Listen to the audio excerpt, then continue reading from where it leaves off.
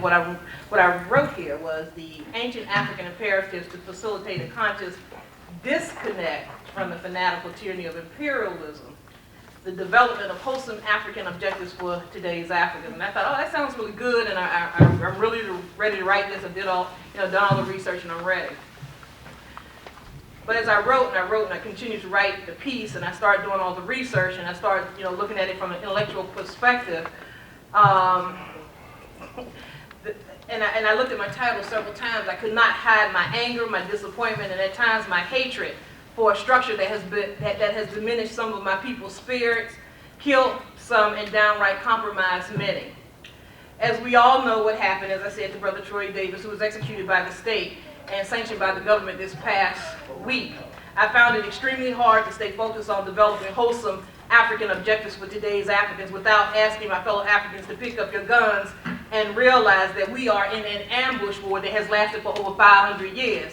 Now, some of you get nervous when I ask you to pick up a gun, but hey, we're being aggressed against. And so as much as I do pray, I do feel like if I'm in this war, I need to be conscious about this war, because I want us to understand that when I ask you to pick up your guns, I'm not only asking you to pick up your literal gun, and I'm asking you to pick up your gun metaphorically, and I'm also asking you to pick up your knowledge. So I never take, and I will never take, the gun off the table. That is an option. It must sit there at all times. Because when your enemy come at you, what you gonna say? Kumbaya? I love you, I care. I'm at the point I'm past wanting to be in love with somebody else who don't love me. I don't need your love. I don't even need your respect. What I do need is for me to facilitate getting my people together to understand that in this war, in this merciless killing that they're doing and slaughtering of African people, I need to say to you, and I need to say to me, and I need to say to my neighbor, it is imperative that we come together as a team to understand that this war will not let up. It has no intentions of letting up. You cannot have a wholesomeness about yourself if you are sitting in the middle of, a coal furnace, sucking in coal every day into your lungs. How in the world do you think you're supposed to have wholesomeness? We're in an environment that hates us. Let's not pretend to play games anymore. We are hated. Barack Obama has been called monkey. He's been called coon. He's the person that we need to take our country back from. What do you think he's talking about? That is not a love ethic that we think that America has. That is our democracy. If it's our democracy, I don't need it.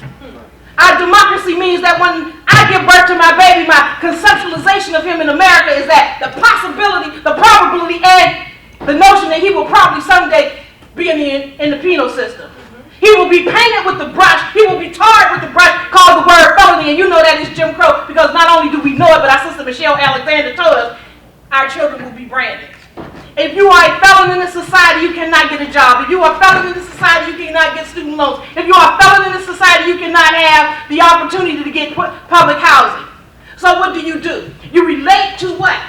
Selling drugs. Oh, now we're going to be the criminal because we're selling drugs. But when I turn around, who puts the drugs in the community? Right. We have to be aware of what people are trying to do to us. All right. We have to be conscious that there's a full-out assault on African people. I want to be wholesome. I really want to be strong. I really want to sing Kumbaya. I really want to say, oh, I love you, but I can't. You have pushed me so far, I can't even say that anymore. Right. I don't love you. I don't need you. I don't want you. I don't want to be around you. I want to be in a community of African people who want to eat well.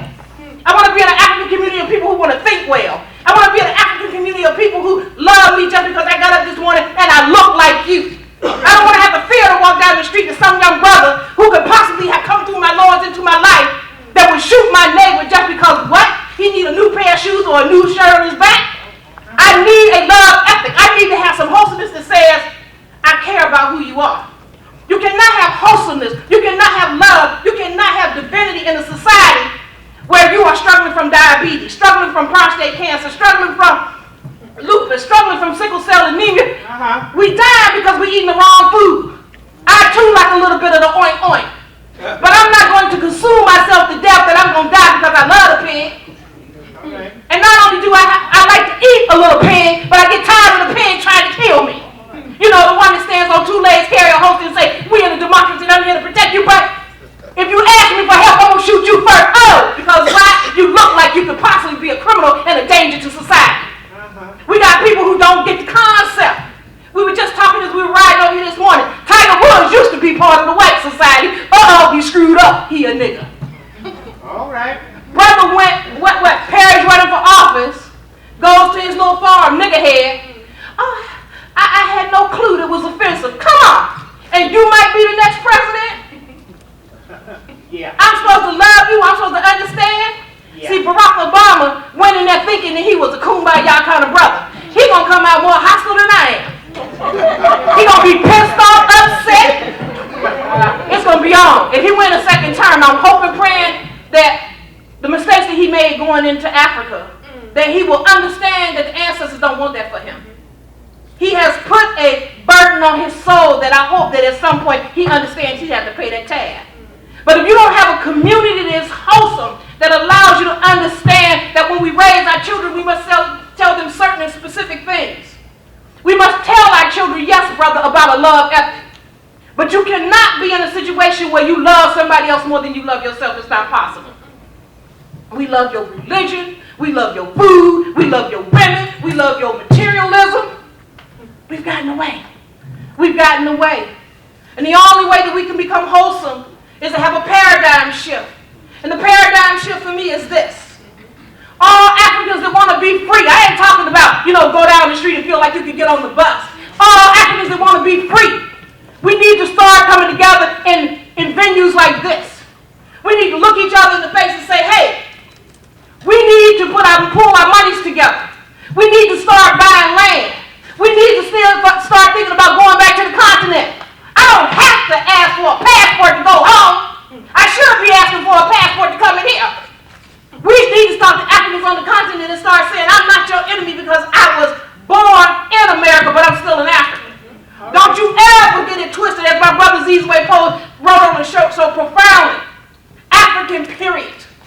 I don't need what is it? A hybrid to say a hyphen. I call it a hybrid. A hybrid. I'm not an African American. That's an amalgamation. And if you're gonna call me that, you might as well say you genetically produced me in a store somewhere. I'm an African, and I will die an African. Because when you look at my face, you don't see nothing else but African. Even if you see something else that looks like it might have a little colorization in it, I will die an African. When I am on the continent, I feel secure. When I am on the continent, I feel happy. When I am on the continent, I feel like I'm a part of a dynamic that's larger than me. When I'm in America, I feel unsafe. When I'm in America, I feel scared. When I'm in America, I feel like I don't know exactly where I'm going from right to left because they keep throwing stuff at me and they keep coming at me. You got to buy this. You got to eat this. You got to be skinny like this. I don't want to look like Twiggy. I'm a black woman. I want some behind and I want some breath. I want to look wholesome. And I don't understand the dynamic that says in America that you have to fit this conundrum in order to look like you're wholesome. We have got to educate our children. We, the ones who know. We, the ones who have the message. We, the ones that's been blessed by the ancestors to hear the calling. You know that internal calling when people say, oh, you're in that African thing again. You know when they look at you and you say, oh, she into the Africa. She ain't like us. She want to talk about Africa. You got to do your job. You got to do your job. The ancestors call you every day. They call you. They got a direct number to your spirit. If they didn't, you wouldn't be in here today. They call you every day and say, hey, you ready? Hey, you want it? You know how when you feel alone and shunned and you say, wow, I'm the freak of nature? And they keep calling you up and they say, you okay? You okay because I got you. You okay because you know. But we got to take that kind of power and we got to start talking to other Africans that don't know. We got to pull them out the bars and pull them out the churches and pull them out the stupid schools. And we got to start looking at them and saying, hey, I know some information that you need to know. Because there has not been a disconnect for Africans.